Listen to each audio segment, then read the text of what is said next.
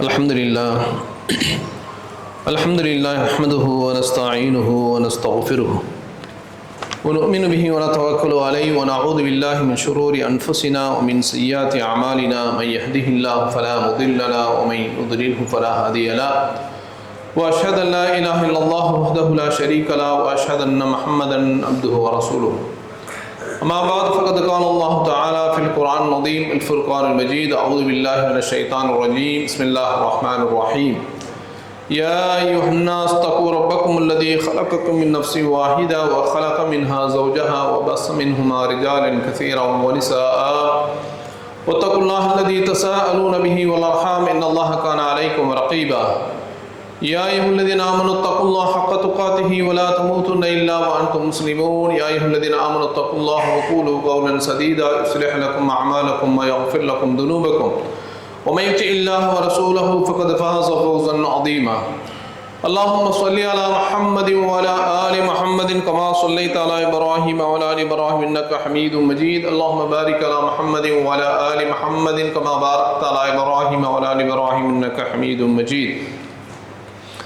அளவற்ற அல்லாஹ்வும் நிகரற்ற அன்புடையவனுமாகிய எல்லாமல்ல அல்லாஹ்விற்கு புகழ் அனைத்தும் ஸலவாத்தும் ஸலாமும் உத்தமத்துவ நபிகள் நாயகம் ஸல்லல்லாஹு அலைஹி வஸல்லம் அன்னவர்கள் மீதும் அன்னவருடைய குடும்பத்தவர்கள் உத்தம சஹாபாக்கள் நல்லவர்கள் நம் அனைவரின் மீதும் என்றென்றும் நிலவற்றுமாக. அன்பார்ந்த சகோதரர்களே, இன்றைக்கு வழங்கப்பட்டுள்ள தலைப்பு அல்லாஹு லத்தீஃபுன் பி இபாதிஹி, அல்லாஹ் தன் அடியார்கள் மீது கிருபை உள்ளவனாக இருக்கிறான். அந்த தலைப்பு இன்றைக்கு வழங்கப்பட்டிருக்கிறது. அன்பார்ந்த சகோதரர்களே, அல்லாஹ் என்று பொதுவாக நாம் அதிகமாக சொல்லக்கூடிய வார்த்தை இறைவனுக்கு அல்லாஹ் என்று சொல்லக்கூடிய ஒரு வார்த்தை. இதுபோக அல்லாஹ்வுக்கு பல்வேறு திருநாமங்கள் உண்டு. அந்த பெயர்களில் ஒரு பெயர் தான் லத்தீஃப் என்ற ஒரு பெயரும் உண்டு. பொதுவாக நம்ம அப்துல் லத்தீஃப் என்று என்ன செய்கிறோம், சமூகத்தில் இன்னைக்கு பெயர் வைக்கிறோம். அப்போ இந்த லத்தீஃப் என்பதற்கான பொருள் என்னவென்று சொன்னால், அதற்கு பல்வேறு பொருள்கள் இருந்தாலும் லத்தீஃப் என்று சொன்னால் அல் ஆலிம், அவன் அறிந்தவன். நாம் அறிவதை போல, நாம் பார்ப்பதை போல, நாம் கேட்பதை போல் அல்லாமல் இந்த உலகத்தில் இருக்கக்கூடிய எல்லாவற்றையும் அறிந்தவன் அல்லாஹ். அதான் லத்தீஃப். கடலுக்கு கீழ் இருக்கக்கூடிய கரும்பாறைக்கு கீழ் இருக்கக்கூடிய ஒரு விஷயத்தையும் அல்லாஹ் அறிவான். அல்லாஹ் சொல்வதை போல, இந்த நீங்கள் பார்க்கக்கூடிய இந்த பூமியில் மரத்திலிருந்து ஒரு இலைகள் உதிர்ந்தாலும் அவனுடைய அறிவுக்கு புலப்படாமல் அது உதிர்வதில்லை என்று அல்லாஹ் சொல்றான். அப்போ எல்லாத்தையும் அறிந்தவன், தொலைத்தொடர்பு சாதனங்கள் இல்லாமல், துணை சாதனங்கள் இல்லாமல் எல்லாவற்றையும் அறிந்தவன். அப்படிங்கிறதுனால தான் அவனுக்கு லத்தீஃப் என்று பெயர். அதே போல இன்னொரு பெயரும் உண்டு. லத்தீஃப் என்று சொன்னால் ரவுஃபும் பில் இபாத், அவன் அடியார்கள் மீது அதிகமான கிருபை உள்ளவன் அப்படிங்கிற பொருளும் இந்த லத்தீஃபுக்கு இருக்கிறது. அல்லாஹ் அடியார்கள் மீது, தன் படைத்திருக்கக்கூடிய அடியார்கள் மீது, என்னுடைய அடியார்கள் அவர்கள் இப்படித்தான் இருப்பார்கள், அவருடைய செயல்பாடுகள் இப்படிதான் இருக்கும், அவனுடைய பேச்சு இப்படிதான் இருக்கும் என்று சொல்லி எல்லாவற்றையும் அறிந்து அல்லாஹ் அடியார்களுக்கு இரக்கம் காமிக்கக்கூடியவனாக, கிருபை உள்ளவனாக இருக்கிறான் என்பதைத்தான் இந்த பொருள் குறிக்கிறது. அதை அல்லாஹ் திருமறையிலே சொல்கின்ற போது, அல்லாஹு லத்தீஃபுன் பி இபாதிஹி யர்ஸுகு மை யஷா வ ஹுவல் கவியுல் அஸீஸ் என்று அல்லாஹ் குர்ஆன்ல சொல்றான். அல்லாஹ் தன்னுடைய அடியார்கள் மீது கிருபை உள்ளவனாக இருக்கிறான். இந்த உலகத்தில் யாரும் அவன் மீது செலுத்த முடியாது, யாரும் காண்பிக்க முடியாத அளவுக்கு அல்லாஹ்வுடைய கிருபை தன்னுடைய அடியார்களுக்கு இருக்கிறது. அவன் நாடியவர்களுக்கு ரிஸ்கை வழங்குகிறான் என்றும் அல்லாஹ் குர்ஆன்ல சொல்லக்கூடிய செய்திகளை பார்க்கிறோம்.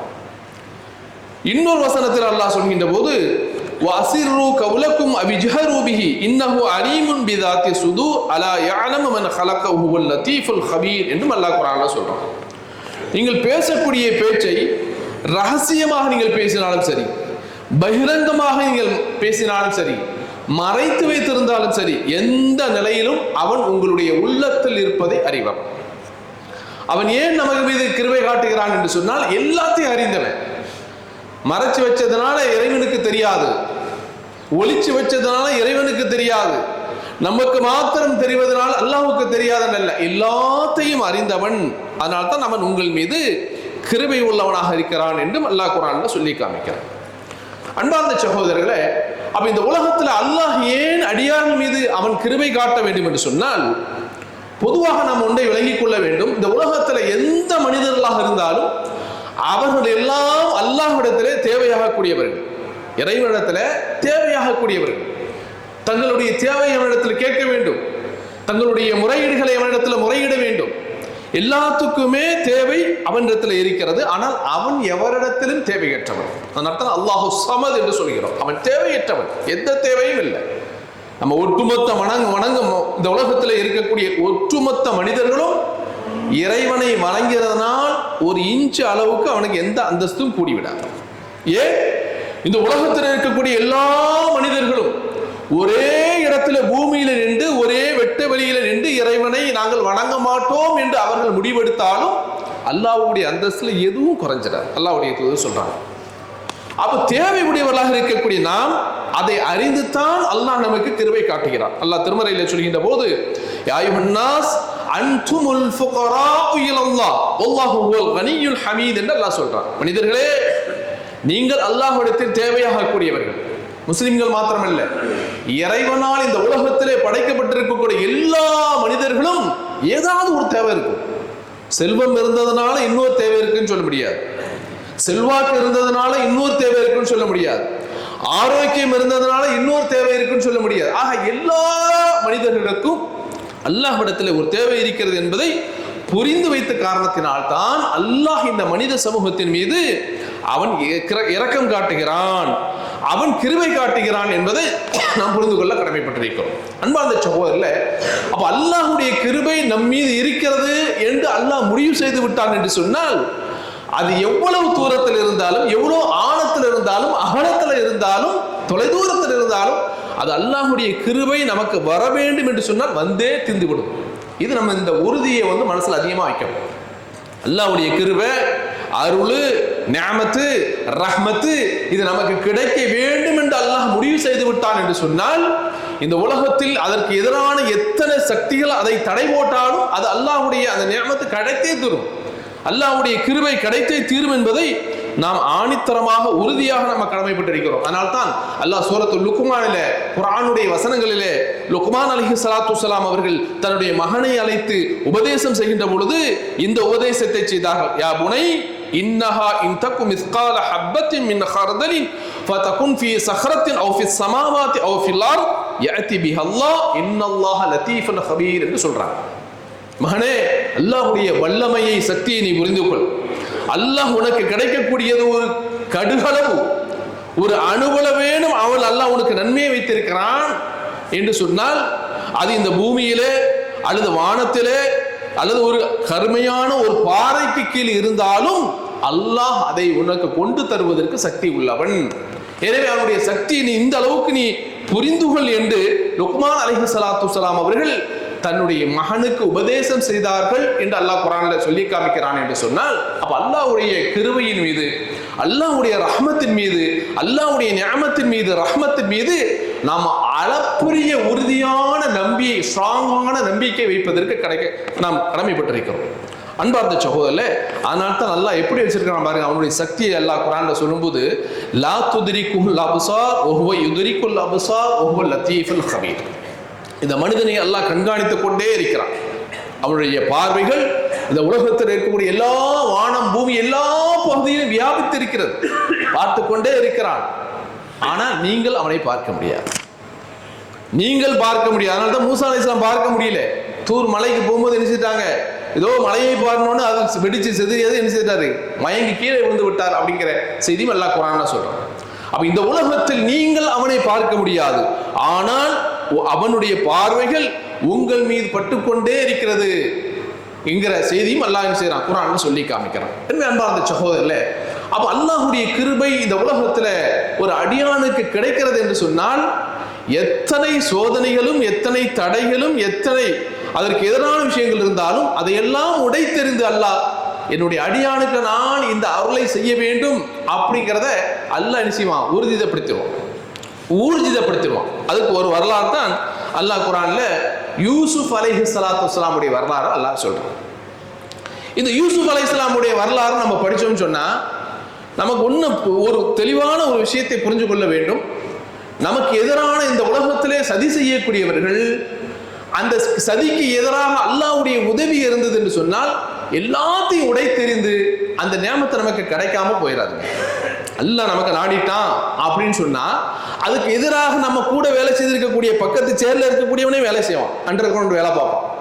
நம்மளை வேலையிலிருந்து தூக்குவதற்கோ, ப்ரொமோஷன் கிடைக்காமல் இருப்பதற்கோ, வேலையில் ஏதாவது நம்ம மேல டேமேஜ் ஆக்குவதற்கோ, நமக்கு பிளாக் மார்க் ஏதாவது பதிவு இருக்கு, எந்த மாதிரியான முயற்சிகளை செய்தாலும் அல்லாஹ் அதை துடைத்தெறிந்து நம்மளை நிலைத்திருக்க வேண்டும் வேண்டும் அப்படின்னு முடிவு செய்துட்டான்னா யாராலும் ஒன்றும் செய்ய முடியாது. அப்ப யூசுப் அலைஹிஸ்ஸலாமுடைய வரலாறுல பார்த்தோம்னு சொன்னா அல்லாஹ் ஒரு பெரிய அழகான அஹ்ஸனல் கஸஸ், அழகிய வரலாறு என்று அல்லாஹ் சொல்றானே. அப்ப யூசுப் அலைஹிஸ்ஸலாமுடைய வரலாறுல உடன் பிறந்த சகோதரர்களே துரோகம் செய்தார். அந்த வரலாறுல எல்லாம் அழகா சொல்லி காமிக்கிறான். ஆரம்பத்தில் அந்த வரலாறை எல்லாம் சொல்லுகின்ற பொழுது யூசுப் அலைஹிஸ்ஸலாத்து வஸ்ஸலாம் அவர்கள் யாக்கூப் தன்னுடைய தந்தையிட்ட சொன்னாங்க, தந்தையே, எனக்கு 11 நட்சத்திரங்களும் சூரியனும் சந்திரனும் எனக்கு சஜிதா செய்வதாக நான் கண்டேன் அப்படிங்கிறத முதல் செய்தி. அப்ப யூசுப் யாக்கூப் அலைஹிஸ்ஸலாம் சொன்னாங்க, இந்த கனவை நீ கண்டிருக்கிற, யார்ட்டையும் சொல்லாத அப்படிங்கிறாங்க. சகோதரிடத்துல கூட சொல்லாதீர்கள். அதனாலதான் கனவை சொல்லும் போது அல்லாஹ்வுடைய தூதர் சொல்றாங்க, நல்ல கனவை கண்டா யார்ட்டையும் சொல்லாதீங்க, அல்ஹம்துலில்லாஹ்னு சொல்லுங்க. நீங்க ஒண்ணு நினைக்கிறீங்க, இப்படி நடக்கணும்னு நினைக்கிறீங்க, இந்த ஆசை உங்களுடைய ஆழ்மனதில் இருக்கிறது, அதை அல்லாஹ் வெளிப்படுத்துவதை போல ஃபஜ்ருடைய நேரத்துல, சுபஹுடைய நேரத்துல, தஹஜ்ஜுடைய நேரத்துல நாம் தூங்குகின்ற போது கனவுல அல்லாஹ் காட்டினான்னா அல்ஹம்துலில்லாஹ்னு சொல்லுங்க. பக்கத்து வீட்டுக்காரன்னு சொல்லிடாதீங்க, பக்கத்து வீட்டுக்காரன்னு சொல்லாதீங்க. அவன் எந்த மாதிரியான கேரக்டர் உள்ளவனு உங்களுக்கு தெரியாது. உங்கள் மீது நல்லெண்ணம் உள்ளவனா, அல்லது உங்களை நாசமாக்கணும்னு முடிவு பண்ணுவானா, உங்களுக்கு ஏதாவது ஆபத்து வரும்னு முடிவு பண்ணுவானா, உங்கள் மீது கெட்ட எண்ணம் வைப்பானா தெரியாது. அதனால தான் அல்லாஹ்வுடைய தூதர் சொன்னாங்க, நல்ல கனவை காணுகின்ற போது அல்ஹம்துலில்லாஹ் சொல்லுங்க, கெட்ட கனவை கண்டால் அதை யாரிடத்திலும் சொல்லாதீர்கள் அப்படின்னு சொன்னாங்க. அப்ப அன்பார்ந்த சகோதரர்களே, அப்ப யூசுப் அலைஹிஸ்ஸலாம் அவர்கள் கனவு காணுகின்ற பொழுது அந்த கனவினுடைய வெளிப்பாடு அல்லாஹ் எப்படி அவருடைய வாழ்க்கையை மாற்றினான். செய்யாத ஒரு குற்றத்திற்கு சிறை தண்டனையை அனுபவித்தார்கள். செய்யவே இல்லை, தவறை செய்யவில்லை, தவறிலிருந்து ஓடினார்கள். அந்த தவறை நாம் செய்துவிடக் கூடாதுங்கிறதுனால ஓடினாங்க புறமுதுகிட்டு. ஆனால் அந்த தவறை செய்ததை போல அவருக்கு அபாரமான ஒரு குற்றச்சாட்டை வைத்து, அவதூறை வைத்து அவரை சிறையில் தள்ளினார்கள் என்ற வரலாறையும் பார்க்கிறோம். உடன் பிறந்த சகோதரர்களே அவரை கொலை செய்வதற்காக முயற்சி செய்து வேணாம் விட்டுட்டு போவோம் அப்படின்னு சொல்லி நினைச்சாங்க, கிணற்றிலே தூக்கி வீசினார்கள். எல்லாத்தையும் கடந்து அவர் மேல எப்படி குற்றச்சாட்டு வைக்கப்பட்டதோ அதே போல அவருடைய சகோதரர்கள் மீதும் திருட்டு பட்டம் குற்றச்சாட்டு வைக்கப்பட்டது. திருடிட்டாங்க, பொருளை திருடி சென்று விட்டார்கள் அப்படிங்கிற குற்றச்சாட்டும் வைக்கப்பட்டது. அப்ப இப்படிப்பட்ட ஒரு பெரிய மோசமான ஒரு கடுமையான ஒரு சோதனையில இந்த மீண்டு வந்தவர் தான் யாக்கூப் அலைஹிஸ்ஸலாத்து வஸ்ஸலாம் அவர்கள்.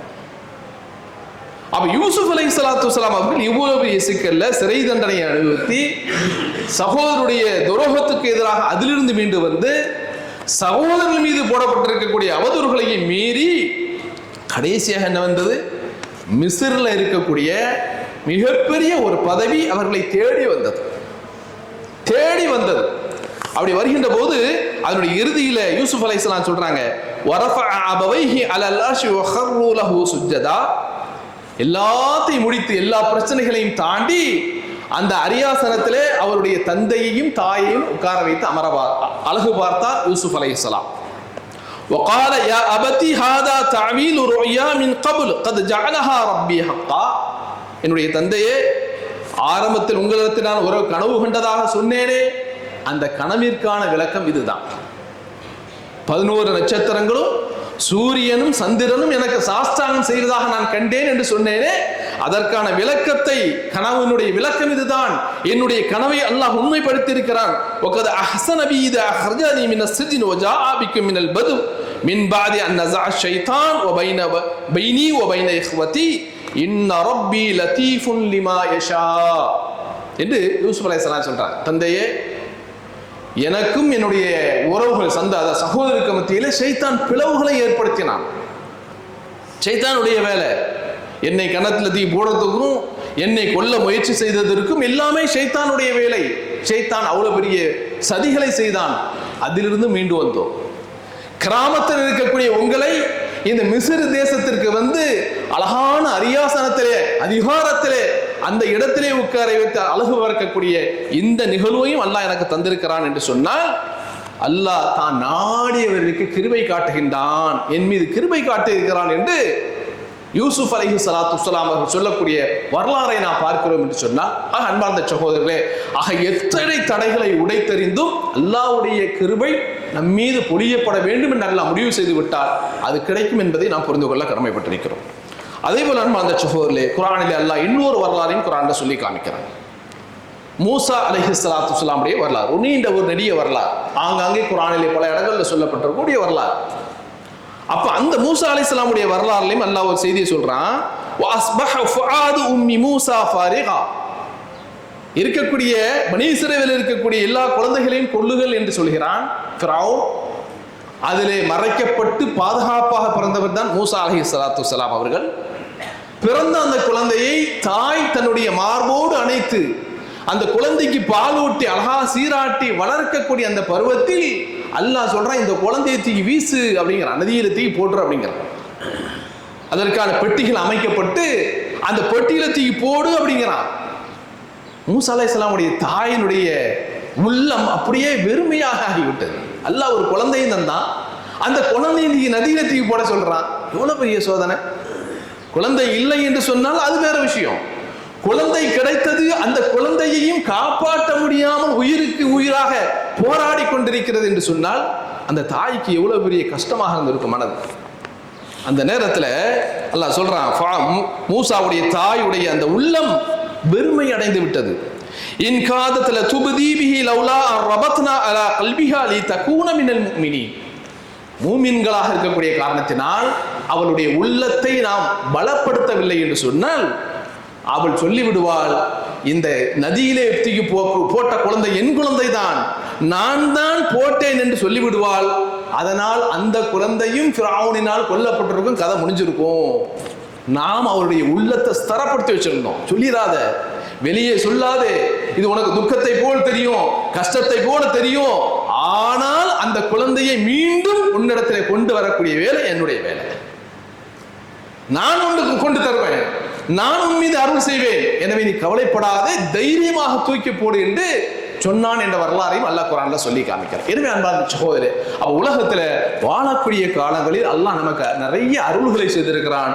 நாம் எப்படி இருந்தோம் அல்லாஹ் குர்ஆன்ல சொல்லி காமிக்கிறார். யஹ்லுகுக்கும் ஃபீ புதூனி உம்மஹாத்திக்கும் ஹல்கன் மின் பஅதி ஹல்கின் ஃபீ ظுலுமாத்தின் ஸலாத், 3 இருள்கள் உங்களுடைய தாயினுடைய வயிற்றிலே நீங்கள் இருக்கின்ற பொழுது 3 இருள்கள், கருவறை, அதற்கு மேல் சுத்தி இருக்கக்கூடிய நஞ்சுக்கொடி, அதற்கு மேல் சுத்தி இருக்கக்கூடிய வயிறு, இந்த 3லும் இருக்கக்கூடிய கடுமையான இருள்களிலிருந்து எதுவும் தெரியாத மனிதனாக இருக்கக்கூடிய உங்களை பச்சிலங் குழந்தைகளாக இந்த உலகத்திலே கொண்டு வந்து அல்லாஹ் உங்களுக்கு கண் பார்வை தந்தான், கேட்கும் செவியை தந்தான், உள்ளத்தை தந்தான், அறிவை தந்தான், எல்லாத்தையும் உங்களுக்கு நான் தந்திருக்கிறேனே என்று என்னுடைய அருளை நீங்கள் நினைத்து பாருங்கள் என்றும் அல்லாஹ் குர்ஆன்ல சொல்லக்கூடிய வசனத்தை நம்ம பார்க்கிறோம் என்று சொன்னார். எனவே அன்பார்ந்த சகோதரர்களே, அல்லாஹ்வுடைய அருளும் அல்லாஹ்வுடைய அந்த கிருபையும் அல்லாஹ்வை வணங்கக்கூடிய மக்களுக்கு, அடியார்களுக்கு இருக்கிறது. அதை அதிகமாக வேண்டக்கூடிய நல்லவர்களாக நாம் அனைவரும் எல்லாம் அல்லாஹ் ஆக்கிடுவாங்க.